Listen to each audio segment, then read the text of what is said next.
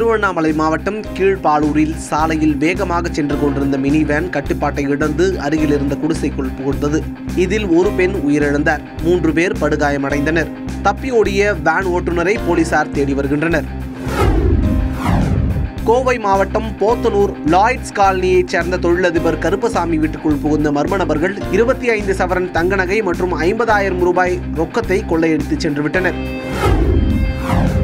கோவை புதூர் திலைநகர் பகுதியைச் சார்ந்த கல்லூரி மாணவர் தமிழ்வன் மீது பல்வேறு குற்ற வழக்குகள் பதிவு செய்யப்பட்டிருந்தன. தமது நண்பர்களுடன் தங்கியிருந்த அவரை 3 பேர் கொண்ட மர்ம கும்பல் சரமாரியாக வெட்டி கொலை செய்துவிட்டு தப்பியது. முதியோர் உதவித்தொகை வழங்க கோரி கடலூர் மாவட்ட விவசாய தொழிலாளர் சங்கத்தினர் போராட்டத்தில் ஈடுபட்டனர். கோரிக்கைகளை வலியுறுத்தி கோட்டாட்சியர் அலுவலகம் முன்பு போராட்டம் நடைபெற்றது. வெப்பலாம்பட்டி பகுதியைச் சேர்ந்தவர் துர்கா 3 மாதங்களுக்கு முன்பு சதீஷ் என்ற நபரை காதல் திருமணம் செய்துள்ளார். எனினும் குடும்பம் நடத்த மறுக்கும் சதீஷ் தம்மை ஏற்றுக்கொள்ள வேண்டும் என்று கோரி 4 மாத கர்ப்பிணியான துர்கா அவரது வீட்டின் முன்பு கடந்த 2 நாட்களாக பட்டினி போராட்டம் நடத்தி வருகிறார்.